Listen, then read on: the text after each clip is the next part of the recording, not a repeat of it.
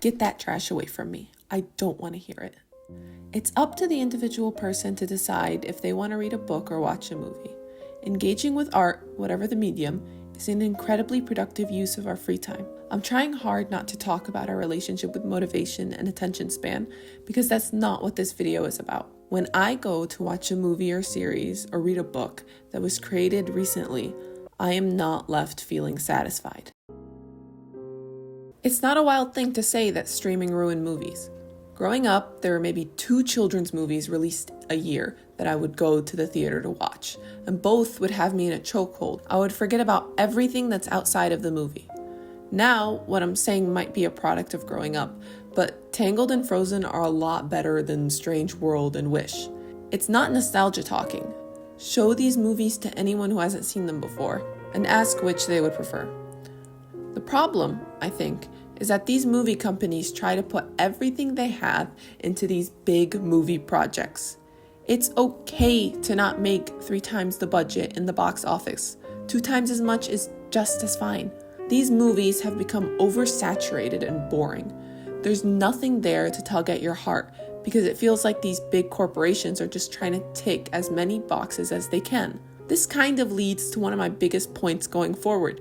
To get as many people watching your movie as possible, your target audience has to be broad. It has to be so broad. This movie should have references that aliens from another planet could understand. Most movies from pre-2015 had a target audience. This movie would be for children, this was for teenagers, this was for city dwellers, this was for countrymen. With a narrow target audience, writers could dive into deep nuances that those audiences could understand. The more general, the narrower your creative scope. Movies with a specific audience will also be enjoyed by others and will raise awareness for that audience. Spider-Man's Across the Spider-Verse's chai tea joke has stopped generations of people from saying it.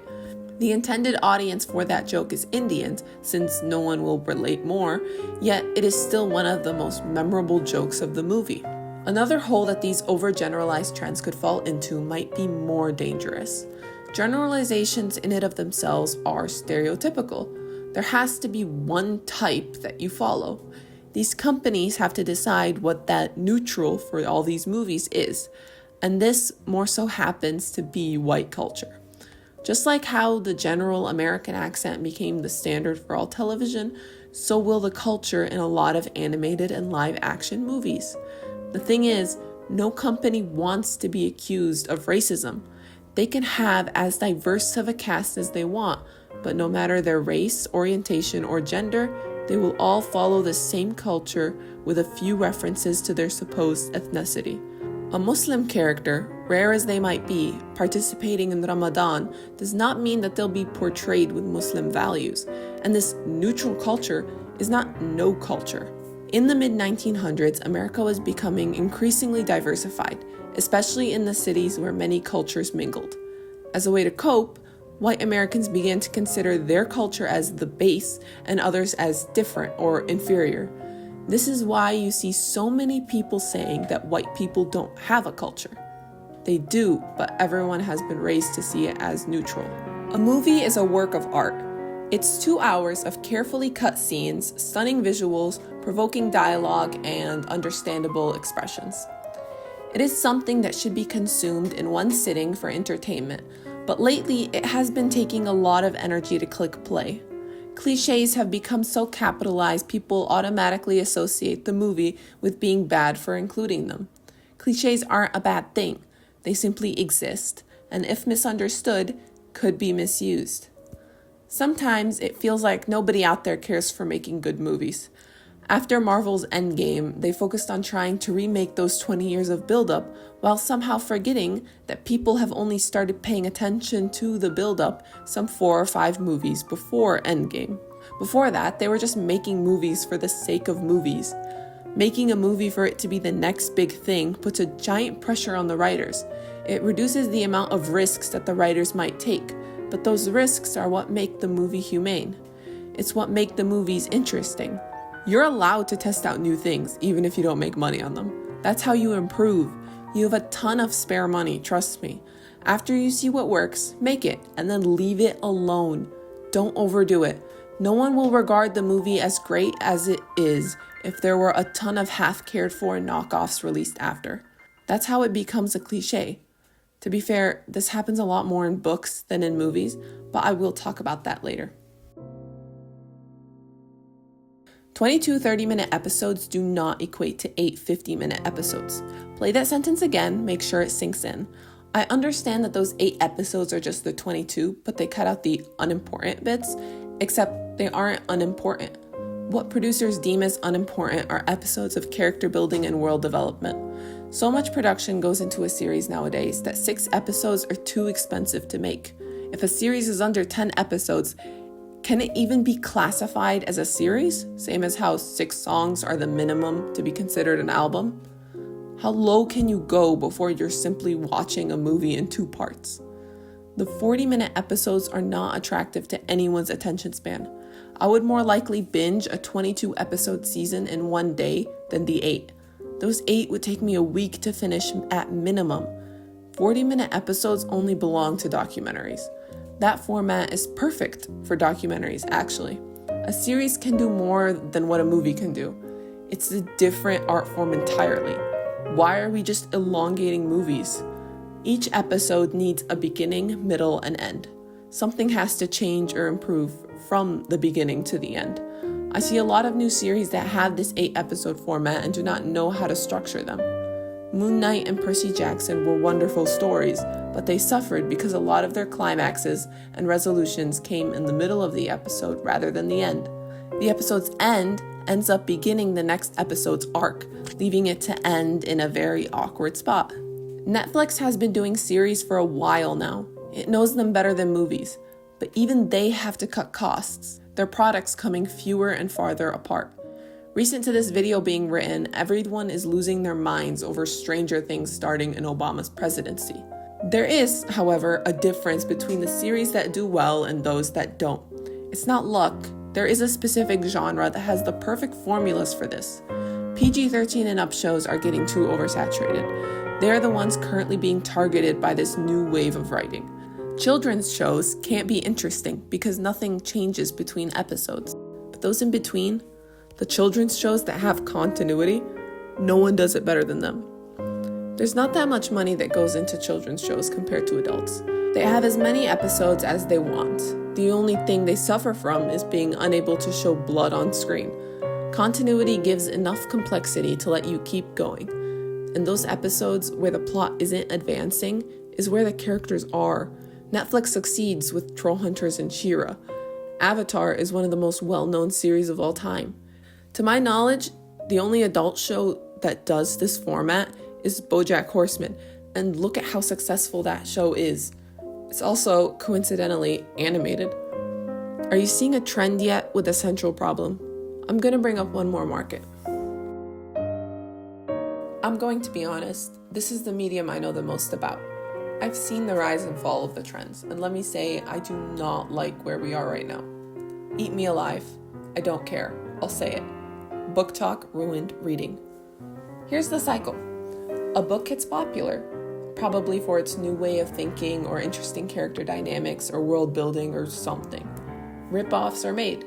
The publishing industry does not have any media literacy and only publishes books that follow through the rough outline of the original popular book. Everyone else reads the new rip-offs that come out. They get bored and hate on the original. The 2010s was the era of dystopia, perpetuated by the Hunger Games. Before that, Harry Potter was leading fantasy forward with a flickering flame. You couldn't escape the chosen one back then, who grew up in an ordinary world and was thrust into a magical one. This current decade, the 2020s, have been led by none other than Sarah J. Maas and all of her complexities. I don't care if you like her books or not. The subjects of these books are another issue entirely and have been debated thoroughly and continue to be debated. I might make a whole other video dedicated to my thoughts on where the publishing industry is going, but I'm not here to talk about the original popular book. This is about the copycats that come after. Second world fantasy is in the market, but more than that, romance seems to be taking a front seat. The books that are getting insanely popular seem to have little to no plot. Personally, if there's no outside plot, then there's no reason for the book.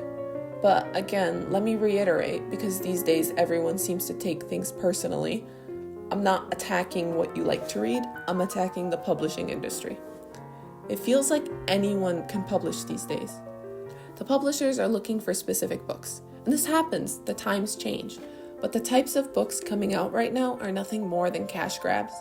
This is what I've been alluding to this entire video. Industries, whether they produce movies or books, are trying to capitalize on art and have been failing miserably. It's shown itself in the new trend for AI art and the increasing frustration in entertainment. I know what some of you are saying. Duh, capitalism ruins everything. We've known this. But this isn't a truth to acknowledge and walk away from. When you are given a problem that you can't solve, you try to distract yourself through, you guessed it, entertainment. But this entertainment is inherently flawed. It's mindless, it's garbage, it's the wrong pieces recycled into a silhouette of what was. And I'm not saying that I wish things were like they used to be, with classical literature and old-timey movies. Our popular culture changes all the time to reflect the times. But this? Are you telling me that Fourth Wing is representative of our current culture? Panem et circenses, bread and circuses. The people will be quelled if they are given food and entertainment, but they can also be controlled with bread and entertainment. In the centuries before us, writing led the way for social change. The Enlightenment was led by the likes of Rousseau, John Locke, and Voltaire. The Revolutionary War was led by common sense, the Civil War by Uncle Tom's Cabin, and the sexual rights movement by the feminine mystique. In the same breath, books that are merely meant to entertain and not question or think will lead us down another path, one of compliance and learned helplessness. Let's get a little meta here. Don't think about the book. Think about why this book is being published. Why are common phrases and current slang being published a lot more? Why is the prose of these books suddenly becoming weaker? Why are our main characters the same stubborn, loud-mouthed, endearing female character and sarcastic, secretive, charming male character that have been repeated over and over again, sometimes in the same book? Someone once said that the book publishing industry was turning into fast fashion, and they couldn't be more right.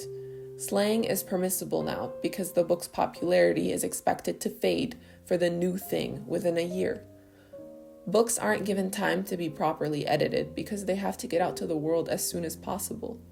With no time, what else can you do but use the same well-loved caricatures? So, life is pointless. Entertainment sucks. What now?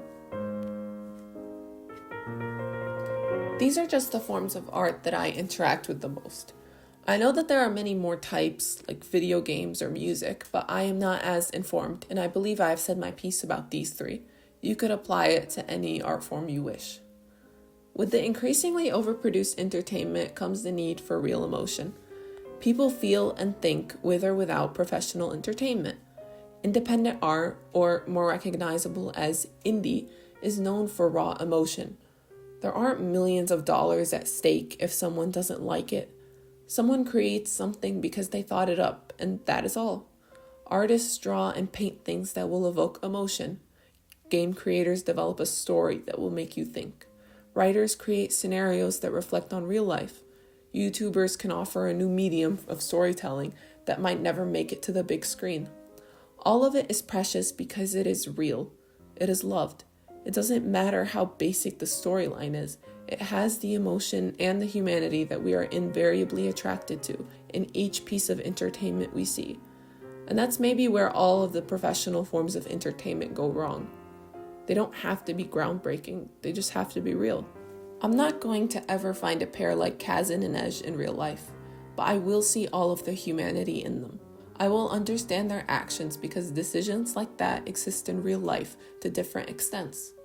I see the worst parts of my world in Panem and Nikara because they do exist. Somehow the unrealistic part isn't the magic. It's the personalities of these new, perfectly flawed characters that are faced with trope after washed out trope. It's no surprise people are gravitating towards independent art. It doesn't matter that they are doing it to practice so that one day they might not be independent. I'm not discouraging big dreams. Hell, I have big dreams. My message to these artists? Keep it up. Enjoy the process. If you are doing this to one day make it big, just know that what you are doing right now is perfectly fine. It contributes to a community that shares its thoughts freely. Enjoy being in control and enjoy making something real. Maybe one day your art will fight against the industry. And if you are just creating because you like to create, then we appreciate you now more than ever. It's easy to instead turn to social media to get entertainment from, but rarely will anything on social media stick. Instead, seek out a form of art. Social media does this thing where it lets you chew your food, but not swallow it. It keeps you hungering for more. You will know real art when you see it. It is satiating. Every now and then as I scroll, I'll stumble across a video of a person playing the guitar and singing a song they wrote, or reading a poem aloud. Once the video is over, I'll pause it, and sometimes it'll be enough for me to put my phone down, open my Word document, and begin to write.